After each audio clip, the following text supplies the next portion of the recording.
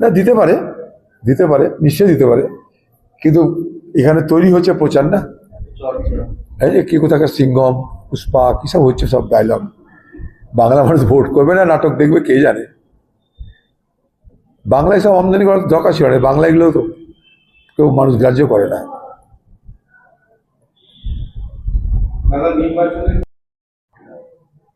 এইখানে তো এনকাউন্টার করেনি, মামলা করে কি করবো যাই না, করতেই পারে।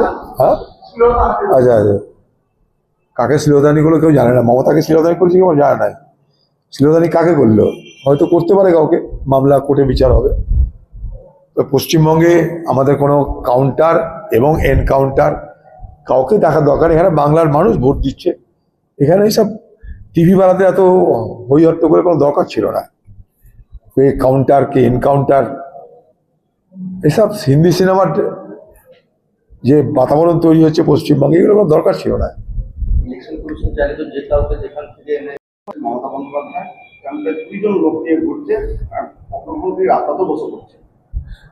মমতার এগুলো প্যানিক রিয়াকশন আমার মনে হচ্ছে। মমতা ব্যানার্জি নিজে এত পপুলার, ভবানীপুর মানে মমতা ব্যানার্জি মানে ভবানীপুর, সেইখানটায় মমতা ব্যানার্জি সকাল থেকে বুথে বুথে যাওয়া আর এইসবের নাটকবাজি করার পিছনে একটাই আমার মানে হচ্ছে মন্তব্য, এটাই পর্যবেক্ষণ আমার এটা, যে মমতা ব্যানার্জি আর ভবানীপুর সিট নিয়ে নিজে ভীত সন্তুষ্ট, এবং তিনি মনে করছেন ভবানীপুর সিটে তিনি হয়তো হেরে যেতে পারেন, আমার যেটা মনে হচ্ছে আর কি। তার জন্য তার এই তৎপরতা, এটা প্রয়োজন ছিল না। মমতা ব্যানার্জি বাংলার মুখ্যমন্ত্রী, খালি ভবানীপুরে তিনি এত ব্যস্ত থাকার, পারিবারিক ভোট প্রচারে উঠেছেন, বুথে বুথে তিনি পদযাত্রা করেছেন, এগুলোর পিছনে প্যানিক রিয়াকশনটা কাজ করছে। এবারে নির্বাচনে বলছি তো, যে মানুষ নির্বাচনে যেভাবে অংশগ্রহণ করেছে এটা সারা বাংলার ফেনোমেনা। প্রথম দফাতেও প্রচুর পরিমাণ মানুষ ভোট দিয়েছে, 93%। এবারও সে 90 ঘর তো পার করবেই, কারণ একটাই, মানুষ ভোট দেওয়ার সুযোগ পাচ্ছে, ভোট দিতে যাচ্ছে। মানুষ মনে করছে ভোট দেওয়া যায় তাই মানুষ যাচ্ছে। পাশাপাশি এসআইআর মানুষকে তাড়া করছে।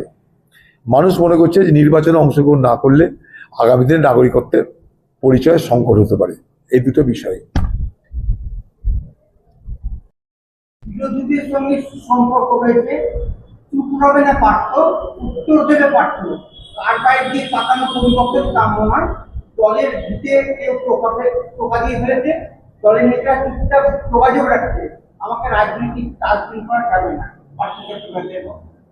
বলেছে। চোরের মুখে রাম কাহিনী এখন শুনতে হবে বাংলার মানুষকে। এইসব কথা কি মূল্য আছে, কে কোথায় কি বলছে না বলছে, বলো। বিজেপির সুইচ ঢেকে রাখার অভিযোগ বিজেপি দেখা গেছে শুধুমাত্র তৃণমূলের কাছে, ওগুলো তৃণমূলের, এগুলো পুরনো কায়দা, এগুলো তৃণমূলের রিগিং করা কতগুলো কায়দা, এগুলো কিছুই না। এটা আগেও হয়েছে, আগেও নির্বাচন হয়েছে, তৃণমূল পার্টির এগুলো রিগিং করা কায়দা, সেলোটাইপ মেরে দেওয়া না, এখানটায় তোমাকে ভোট দিতে যেও না, তৃণমূলের চালাকি এগুলো। কংগ্রেস প্রার্থী রাজ্য পুলিশের একজন বোঝাচ্ছিল ভোটারদের তৃণমূলকে যাতে ভোট দেয়, ও সেটা আটকে দিয়েছে। খুব ভালো কাজ করেছে। পূজা চৌধুরী যে মেয়েটা, প্রতিবাদী মেয়ে, কিন্তু ও ত্রিপুরার মেয়ে, ও লড়াকু মেয়ে, প্রতিবাদী মেয়ে, ভালো লাগলো এটা।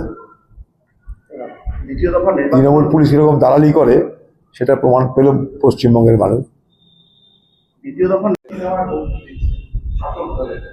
কে কাকে দেখবে নির্বাচনের পরে প্রমাণ পাওয়া যাবে, দেখা দেখির গল্প শেষ। মুর্শিদাবাদে কংগ্রেস দেখে নিয়ে তো ভোটে অংশগ্রহণ করেছে, দেখা দেখি তো আমরা অভ্যস্ত আছি, দেখা দেখি আমরাও জানি।